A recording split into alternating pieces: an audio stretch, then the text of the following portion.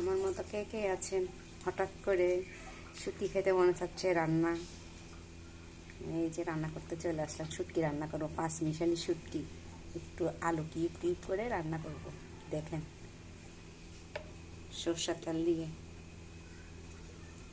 দিয়ে রান্না করব। এখন দিয়ে দিব হলো পেঁয়াজ 1 কাপের মতো।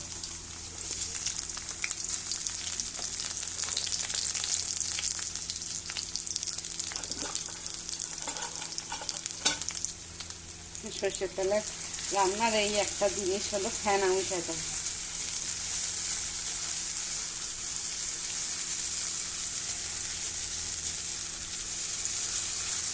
ভালো লাগে গ্রানটা।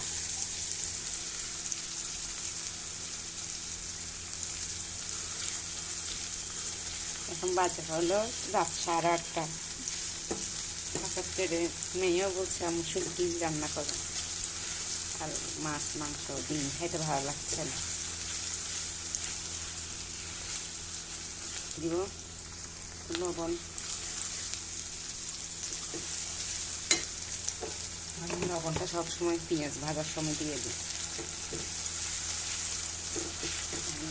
শুকিয়ে ভেজে ফেলবো এগুলোর সাথে।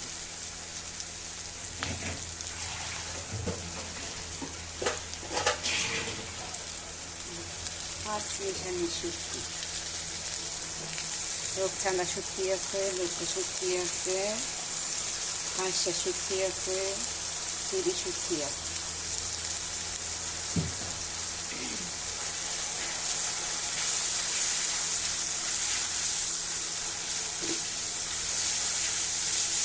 আমাদের চট্টগ্রাম অঞ্চলে এভাবে রান্না করে না, এটা আমার বিশেষ করে এটা আমার নিজের তৈরি রান্না। শুটকিতে কি হয়, পেঁয়াজের সাথে ভেজে ফেললে ওই গ্রানটা হয় না, খাইতে ভালো লাগে।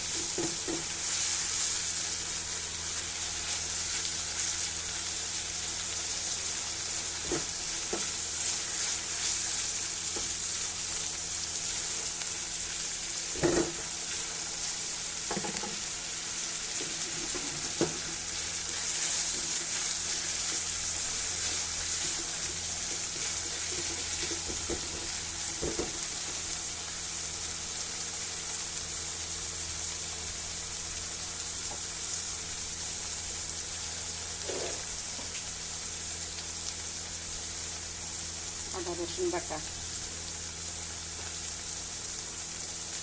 এগুলোর সাথে একটু ভেজে দেবো, যেন আদা রসুনের গ্রানটা থাকে না। একটা একটা করে সব মশলা দিব।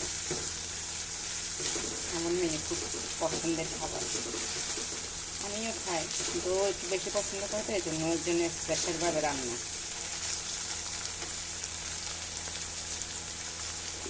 একটু স্পাইসি করবো, মরিচ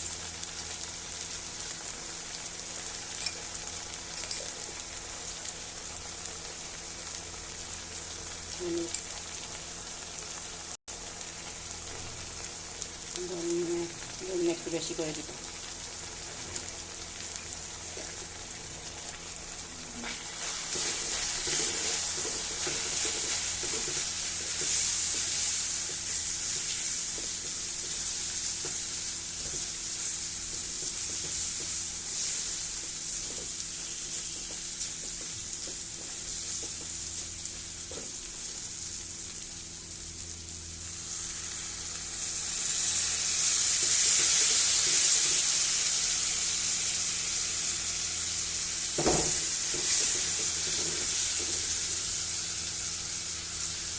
কষাই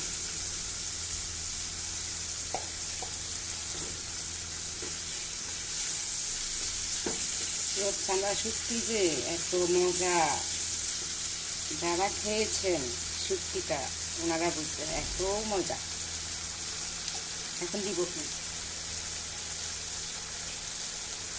এখন দিয়ে দিব হলো আলু।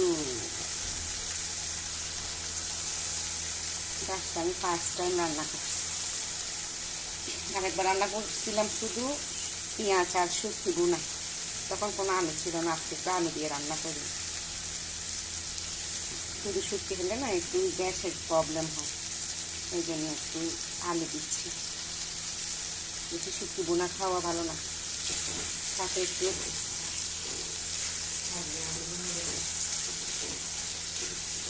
আজকেরটা খেয়ে আমার মেয়ে কি বলে।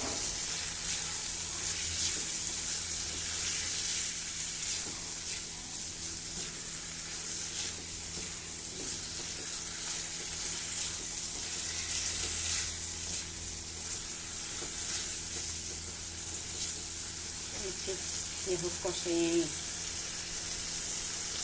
একটু পানি দিয়ে কষা। ফিরে আসছি 5 মিনিট পর, চলে আসলাম 5 মিনিট পর।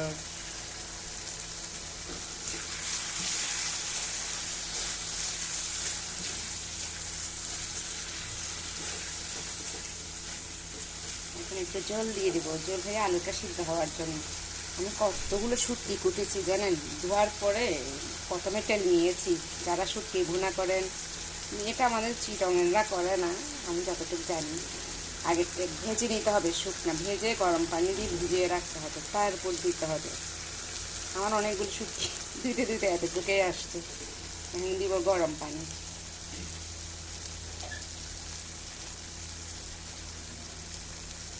শুটকিটা আর আলুটা একটু সিদ্ধ হইতে হবে, সিদ্ধ করে তারপরে মাখো মাখো হয়ে যাবে। এই যে হয়ে গেছে, এখন ঢাকনা দিয়ে দিব, তারপর আসতেছি আবার ধনিয়া পাতা দিয়ে নামাকে একবার করলে আমার ফিনিশিং হয়ে যাবে। আর একটু ধনিয়া পাতা দিয়ে দিয়েছি, সেই হয়েছে। আর একটু ঝোল টানাবো, কেননা আলু দিয়েছি তো, ঝোল টেনে যাবে, আলু খেয়ে ফেলবে, এই জন্য আলু দিলে কিন্তু ঝোল বেশিক্ষণ থাকে না, বেশি থাকে না, ঘন হয়ে যায় ঠান্ডা হলে। যারা রাঁধুনি তারা জানবে। ওকে, আল্লাহ হাফেজ।